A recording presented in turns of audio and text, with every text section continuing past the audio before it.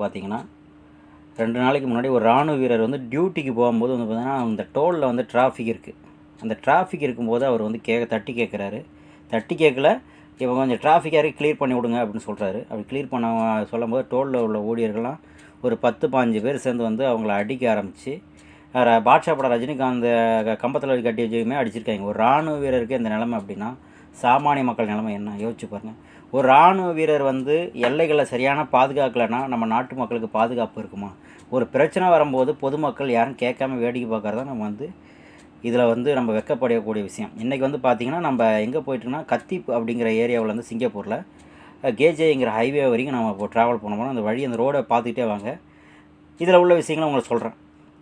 நம்ம நாட்டில் வந்து பார்த்திங்கன்னா, இராணுவ வீரர்கள் வந்து எந்த போர் வந்தாலும் சரி தான், எந்த பதட்டமான சூழ்நிலையும் சரி தான், நம்ம மக்களை காக்கணும் அப்படின்னு சொல்லி இன்னுயிரை வந்து நீர்த்து மக்களை காக்கிறவங்க தான் இராணுவ வீரர்கள். ஸோ அவங்களுக்கே சரியான ரெஸ்பான்ஸ் இல்லைங்கும்போது நம்ம நாடு எந்த நிலைமைக்கு போயிட்டுருக்கு அப்படிங்கிறத நம்ம கேட்க வேண்டிய கேள்வி. டோல் வந்து பார்த்திங்கன்னா, நம்ம இந்தியாவில் வந்து பார்த்திங்கன்னா 1046 டோல்கள் மேலே இருக்குது. அதில் வந்து பார்த்திங்கன்னா தமிழ்நாட்டில் தான் அதிகப்படியான டோல்கள் 74 to 76 டோல்கள் இருக்குது. அதில் வந்து நம்ம சென்னையிலேருந்து கன்னியாகுமரிக்குள்ளே வந்து 15 டோல்கள் இருக்குது.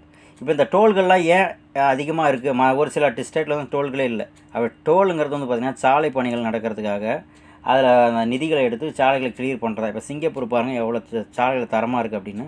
சிங்கப்பூர்லேயே வந்து டோல் இருக்குங்க, ஆனால் வந்து மக்களை டிஸ்டர்ப் பண்ணுற மாதிரி இல்லை. ரோட்டுக்கு மேலே வந்து பார்த்திங்கன்னா சென்சார் மாரி இருக்கும், இஆர்பின்னு சொல்லுவாங்க. அப்போ நம்ம ஊரில் ஃபாஸ்டேக் மாரி வந்து இஆர்பி மிஷின் வச்சுருப்பாங்க. அதில் வந்து நம்ம கார்டு போட்டு காசு வச்சுக்கணும். அப்போ காசு வச்சுக்கும் போது ட்ராவல் பண்ணும்போது அது வந்து ஆட்டோமேட்டிக்காக ஸ்கேனிங் ஆகிக்கணும். எந்த மக்களுக்கு வந்து யாருமே டிஸ்டர்ப் பண்ணுற அளவுக்கு இருக்காது. அந்த ஸ்கேனிங்கில் வந்து பார்த்திங்கன்னா, சப்போஸ் நம்மகிட்ட காசு இல்லை அப்படிங்கிற பட்சத்தில் என்ன ஆகும் அப்படின்னா, நமக்கு அந்த கார் நம்பர் எடுத்து நோட்டீஸ் அனுப்பிடுவாங்க. 1 மாதத்துக்குள்ளே பே பண்ணால் ஃபைன் கிடையாது, அதுக்கு மேலே தான் ஃபைன். அதே வேளையில் வந்து பார்த்திங்கன்னா, சிங்கப்பூரில் வந்து பார்த்திங்கன்னா 24 ஹவர்ஸும் வந்து அந்த டோல் கிடையாதுங்க. பீக் ஹவர் காலையில் ஆஃபீஸ் ஹவர் வந்து 9 to 10:30 அப்படிங்கிற மாதிரி.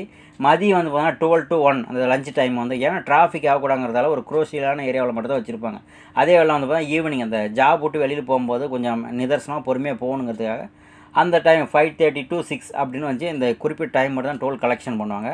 அதேமாரி வந்து பப்ளிக் ஹாலிடே சாட்டர்டே சண்டே வந்து டோல் கிடையாதுங்க. ஸோ ஒரு வளர்ந்த நாடுகளில் இப்படி தான் யூஸ் பண்ணிக்கலாம். சாலைகள் எவ்வளோ தரமாக யூஸ் பண்ணிகிட்டு இருக்காங்க பாருங்கள்.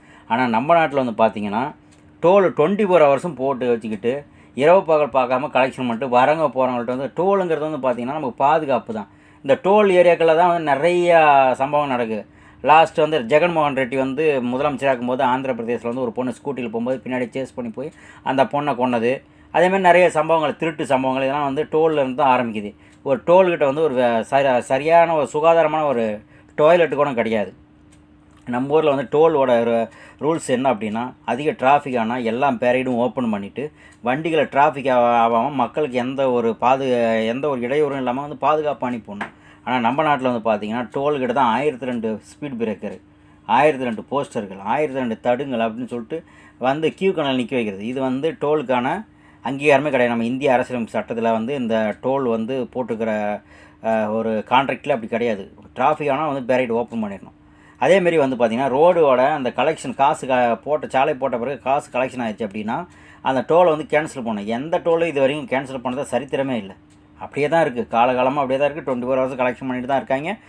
விபத்துகள் நடந்துக்கிட்டு தான் இருக்குது. அதேமாரி வந்து பார்த்தீங்கன்னா ரோடு பணி நடத்தினா சரியான சிக்னல், சரியான சமிச்சைகள் இல்லாமல் நிறைய வண்டிகள் வந்து விபத்து ஆகுது. அது இப்போ வந்து சிங்கப்பூர்லாம் ஒரு சாலை வேலை நடக்குதுன்னா, இப்போ இந்த சாலை எப்படி இருக்கோ அதே தரமான ஒரு சாலை தான் வந்து சைட்லேயும் இருக்கும். அந்த டெம்பரரி சாலை தான் அதை வந்து அழகாக இப்போ இந்த சாலை எப்படி இருக்கோ அதேமாதிரி தான் போட்டு வச்சுருப்பாங்க. வண்டி எந்த விபத்தும் ஆகுது. ஒரு வேளை அதில் அந்த இடத்துல விபத்து ஆணிச்சு, சரியான சிக்னல் இல்லாமல் விபத்து ஆனிச்சுன்னா அந்த யார் கான்ட்ராக்டரோ அவங்க தான் வந்து அதுக்கான ஃபைனும் அதுக்கான ரெஸ்பான்சிபிலிட்டி எல்லாமே அவங்க தான். ஆனால் நம்ம நாட்டில் வந்து பார்த்தோன்னா ரோடு வருஷக்கணக்கில் வேலை நடக்கும். அந்த டேக் டிரைவர்ஸ்னு சொல்லிட்டு பார்த்தீங்கன்னா ரோடு வந்து கரடு முறையாக போட்டு வச்சுன்னா நிறைய விபத்துகள் நடக்கும். ரோடு கண்டமான வளைச்சி விட்ருப்பாங்க. அதேமாரி வந்து பார்த்திங்கன்னா சப்வேங்கிறது நம்ம நாட்டில் வந்து குறைவு தான். ஒரு ஊராட்சி மன்றத்துலேருந்து இன்னொரு ஊராட்சி மன்றம் வரைக்கும் வந்து பார்த்திங்கன்னா அந்த சப்வே இருக்கணும். ஒரு ஊராட்சி தொடங்குதுன்னா அங்கே சப்வே இருக்காங்க. சப்வே கிடையாது. டோல் வருதுனாவே 5-6 கிலோமீட்டருக்கு அந்த சப்வே எல்லாம் ஸ்டாப் பண்ணிடுறாங்க. இது வந்து ஆங்கிலேயர் காலத்தில் கூட இவ்வளோ வரி வந்து வாங்கினாங்களா இல்லைன்னு தெரியல. ஆனால் இப்போ வந்து டோல் வந்து இவ்வளோ கலெக்ஷன் பண்ணிக்கிட்டு இவ்வளோ அட்டூழியம் பண்ணுறாங்க. நல்லா தெரிஞ்சுங்க, பொதுமக்கள் வந்துட்டு இன்றைக்கி அவனுக்கு நடக்குது நமக்கு என்ன அப்படின்னு சொல்லிட்டு வேடிக்கை பார்த்துருப்பாங்க. இன்றைக்கி அவனுக்கு நடக்குதுன்னா நாளைக்கு நமக்கு நடக்கும் அப்படின்னு சொல்லி தவறான விஷயத்தை தட்டி கேட்காதீங்க. ரைட்டான விஷயம் அப்படின்னா நீங்கள் போய் தட்டி கேட்கணும். நம்ம நாடு வந்து ஜனநாயக நாடு, எல்லாருக்கும் கேள்வி கேட்குறதுக்கு உரிமை இருக்குது. டோல் கான்ட்ராக்டர் வந்து இப்போ வந்து இந்த சம்பவம் நடந்த பிறகு என்ன பண்ணிக்கிறாங்கன்னா, அந்த டோல் கான்ட்ராக்டருக்கு வந்து கேன்சல் பண்ணிட்டு சில லட்சங்கள் வந்து அவருக்கு சமன் போட்டுக்கிறாங்க. இது சமன் போட்டால் மட்டும் போதாங்க, ஒருத்தரை வந்து இராணுவ அதிகாரி மேலே கை வச்சிட்டான் அப்படின்னா அடுத்தடுத்து வந்து இராணுவ அதிகாரிகளுக்கு ஒரு மதிப்பெல்லாம் போயிடும். அவன் வந்து உசுரை கொடுத்து வந்து பார்த்தீங்கன்னா இராணுவ அதிகாரிகள் வந்து பார்த்தீங்கன்னா வெயில் மழை புயல்னு சொல்லி காஷ்மீரை வந்து விசிட்டிங் போகிறவங்க 4 நாள் 5 நாள் தாங்க முடியல. காஷ்மீரை எல்லை பகுதியில் வந்து துப்பாக்கி தூக்கிட்டு வந்து கை காலை விரைச்சி போய் நின்றுட்டு இருக்கிறாங்க நம்ம ஆளுங்க. ஸோ அதனால் வந்து இராணுவ வீரர்களுக்கு தக்க மரியாதை கொடுங்க, பொதுமக்களுக்கு பொதுமக்கள் வரிப்பணத்தில் தான் எல்லாருமே வந்து வாழ்ந்துக்கிட்டு இருக்காங்க அப்படின்னு வந்து எல்லாம் மறந்துட்டு அதிகாரத்தை வந்து கண்டமான வந்து பிரயோகிக்கிறது. யாரானாலும் வந்து தவறான முறையில் வந்து பொதுமக்கள்கிட்டையும் ஒரு அதிகாரிகள் நடந்துக்கிட்டாங்க அப்படின்னா அவங்களுக்கு சரியான தண்டனை வரணும். அந்த டோல் ஊழியர்களை வந்து நான் வேலையை விட்டு தூக்கிட்டாங்கன்னா, ஏன் வெளிநாடுகளில் வந்து சிங்கப்பூரில் இருக்கிற மாதிரி ஏன் நீங்கள் டோல் வந்து ஆள் இல்லாத ஒரு டோல் போட்டு இஆர்பி ஸ்கேன் போடக்கூடாது, ஸ்பீக் ஹவர் மட்டும் காசு கலெக்ஷன் பண்ணாமல் ஏன் பண்ணக்கூடாது? 24 ஹவர்ஸ் கலெக்ஷன் பண்ணால் பல லட்சம் கோடான கோடிகள் வந்து கலெக்ஷன் பண்ணி இந்த ரோடு வந்து சாலை பணிகள் வந்துக்கான காசுகளும் நீங்கள் எடுத்து வந்து பல ஆண்டுகள் ஆகுது. ஏன் வந்து டோல் வந்து பூட்டாமல் இருக்கிறாங்க? இது எந்த அரசியல்வாதிகளும் கேட்குறதில்ல, எந்த பொதுமக்களும் கேட்குறதில்ல. எனக்கு என்ன போயிட்டு வந்துட்டு காசை கொடுத்துட்டு போயிட்டு வந்துட்டு இருக்கீங்க.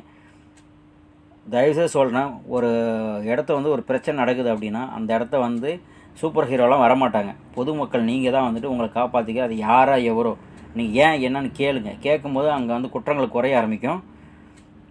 ஒரு அதிகாரிகள் வந்து பொதுமக்கள்கிட்ட நம்ம பேசினா வச்சுன்னா வந்து இதுக்கான ஃபீட்பேக் நிறைய கிடைக்கும். சோசியல் மீடியா இருக்குது, எந்த தவறு நினைச்சாலும் வீடியோ எடுத்து போட்டு விடுங்க. முதலமைச்சர் பார்க்கட்டும், பிரதமர் பார்க்கட்டும், காவல்துறை அதிகாரிகள் பார்க்கட்டும், கலெக்டர் பார்க்கட்டும். அப்படி பார்க்கும்போது இதுக்கு என்ன ரீசன் சொல்லிட்டு அவங்க வந்து சரியான தண்டனை எடுக்கும்.